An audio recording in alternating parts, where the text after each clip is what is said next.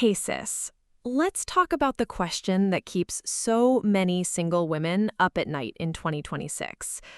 You're doing well. You've got a decent salary, you're paying your bills on time, and you're finally starting to build some savings.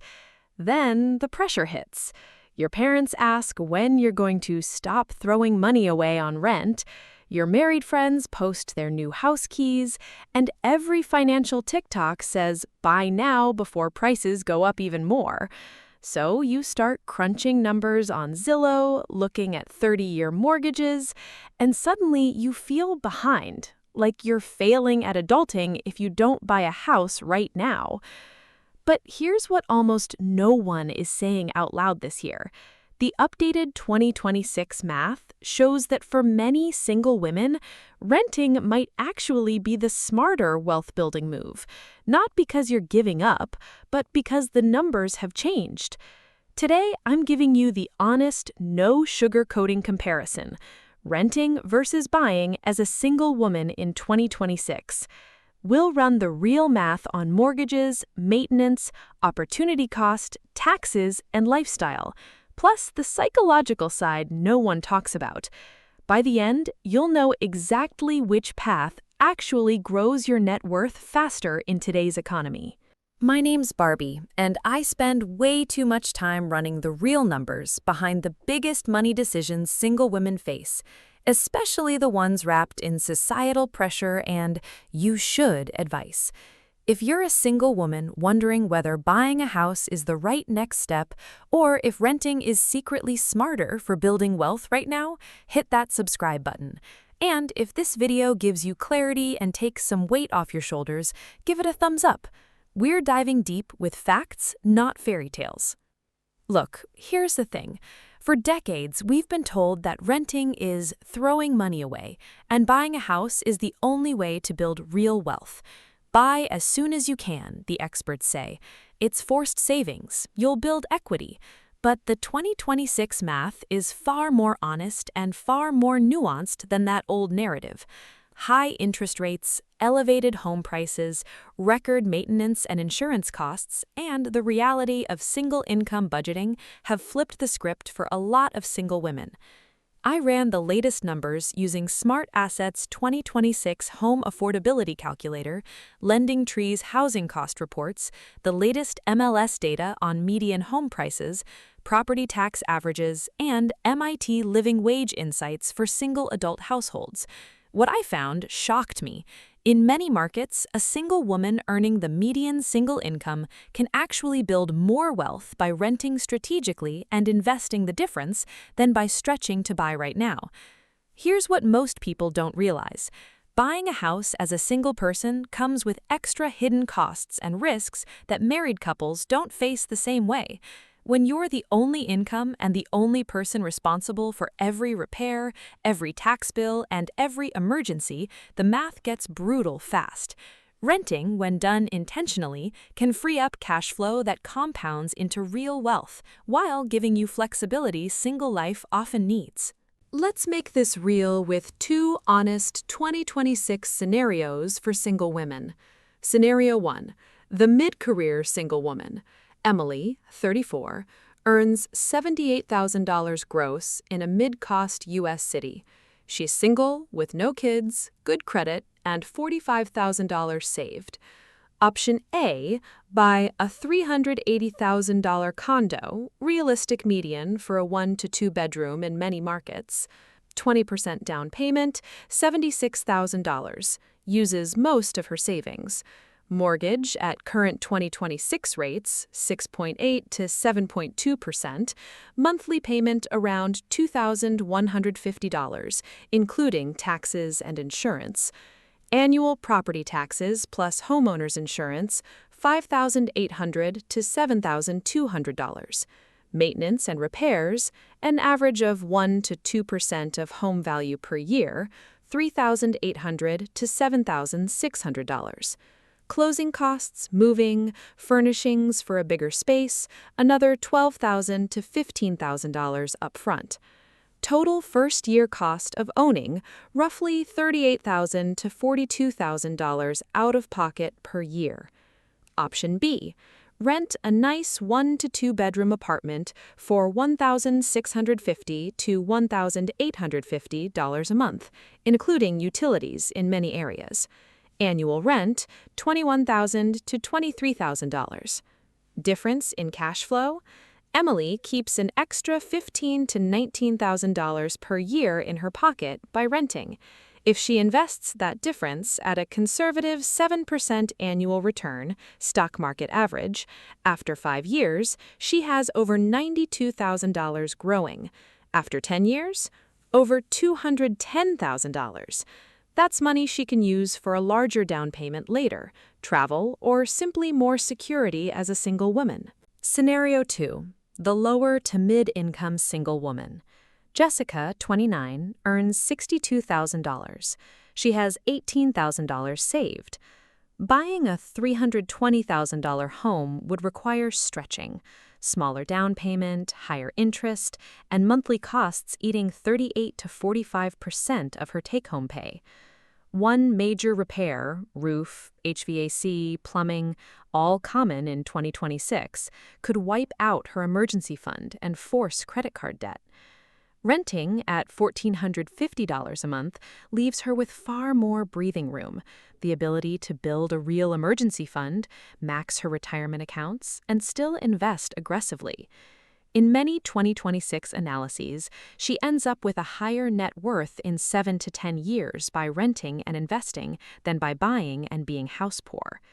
When you factor in single income risk, the flexibility of renting often wins for wealth building. This is where it gets really interesting and a little eye-opening for single women. When you buy as a single person, you bear 100% of every risk alone. A job loss, medical issue, or major repair hits your entire budget with no second income to cushion it. Married couples split the load. You don't. Maintenance costs have skyrocketed in 2026. The average homeowner now spends $6,000 to $9,000 plus per year on repairs and upkeep, according to recent reports. And that number climbs fast with older homes. As a single woman, you also often pay this single tax on insurance and some closing costs. Opportunity cost is the silent killer. Every extra dollar tied up in a down payment and monthly mortgage is money not invested in the stock market, retirement accounts, or your own skills. At 7% average returns, that difference compounds powerfully over a decade. Many single women also value mobility. Renting lets you move for a better job, a new city, or a relationship without the massive transaction costs of selling a home, 6% commissions, closing costs, staging, easily $25,000 to $40,000. Let's talk about the part the calculators never show, the psychology of this decision for single women. Society still ties a big part of successful adulting to home ownership. The pressure can make renting feel like failure, even when the math says it's smarter. That internal voice whispering "you should buy" creates stress and sometimes leads to bad financial decisions just to quiet the noise. As a single woman, you already carry the full mental load of life. Adding homeownership means you're also the only one researching contractors, dealing with emergencies at 2 a.m., and worrying about property values.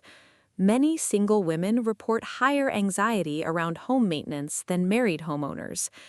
When you rent strategically, you free up mental bandwidth. You sleep better knowing a broken furnace isn't your problem to solve immediately. That calm translates into better career decisions, stronger investing habits, and more energy for the life you actually want to build. Now, you might be thinking, but Barbie, renting is throwing money away. I want equity. Or what if rents keep rising? Or I'm tired of moving. I want roots. All valid feelings. Equity is real, but only after you cover all the extra costs of ownership. In 2026, with high rates and prices, many single buyers end up with very little true equity in the early years after maintenance and interest. Rents can rise, but so can mortgage rates, property taxes, and repair bills. Strategic renting with annual lease reviews and the ability to move to lower-cost areas often keeps housing costs more predictable. Wanting roots is beautiful. You can create roots while renting, build community, decorate your space, and still keep the financial flexibilities single life sometimes requires. Many single women buy later with a larger down payment and stronger cash flow and end up in a much better position. Let's zoom out with the 2026 numbers. A single woman who stretches to buy in 2026 often ties up $60,000 to $100,000 plus in down payment and closing costs, then pays $35,000 to $45,000 annually in total housing costs. After 10 years, she may have $80,000 to $120,000 in equity after costs, but she has far less liquid wealth. The woman who rents at $1,800 to $2,200 a month and invests the $12,000 to $20,000 annual difference at 7% ends up with $180,000 to $320,000 plus in investable assets after 10 years, plus a fully funded emergency fund and retirement accounts. Her net worth is often higher, her stress is lower, and she still has the option to buy later on better terms. Over 15 years, the gap can widen dramatically in favor of the strategic renter-investor in many markets. So, what should you actually do right now? Here is your exact 2026 game plan. 1. Run your personal numbers this week using Smart Asset or a similar calculator. Compare renting versus buying with your exact salary, savings, city, and lifestyle costs. Be brutally honest. 2. Calculate your true housing affordability number as a single woman. Aim to keep total housing costs under 28 to 30% of take-home pay to leave room for investing and life. 3. Build or boost your emergency fund to 9 to 12 months of expenses before even considering buying. Single income risk is real. 4. Maximize tax-advantaged accounts while renting. The money you save on lower housing costs compounds powerfully. 5. Create a future home fund and automate monthly transfers into it. This lets you practice the discipline of home ownership payments without the actual house. 6. Research your local market deeply, not just Zillow prices, but maintenance trends, insurance costs, and rental yield data. Some cities still favor buying, many currently favor renting plus investing. 7. Negotiate or choose rentals with flexibility, shorter leases, pet-friendly, or buildings with good maintenance, so you get stability without ownership headaches. 8. Build your credit and financial profile while renting, so when or if you decide to buy, you get the best rates and terms. 9. Have honest conversations with family or friends about your choice. Reframe renting as a strategic wealth move, not failure. And 10. Reevaluate every 12 to 18 months. Life changes, salary increases, relationship status, market shifts. The smartest single women stay flexible and let the math guide them. Here's the honest truth no one shares in 2026. For many single women, renting isn't giving up on the dream. It's the smarter path to building real, flexible, low-stress wealth. The updated math shows that investing the difference while renting can outpace home equity in the early years, especially when you're the only one carrying every risk. You are not behind if you choose to rent strategically. You are being wise with the one life and one income you have. Whether you rent for the next 3 years or the next 10, the power is in making the decision with clear eyes and strong numbers instead of societal pressure. You deserve a beautiful life and growing wealth on your terms.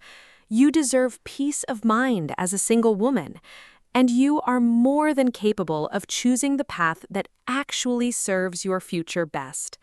If this video gave you clarity or took some pressure off, drop your city or your biggest housing question in the comments. I read every single one.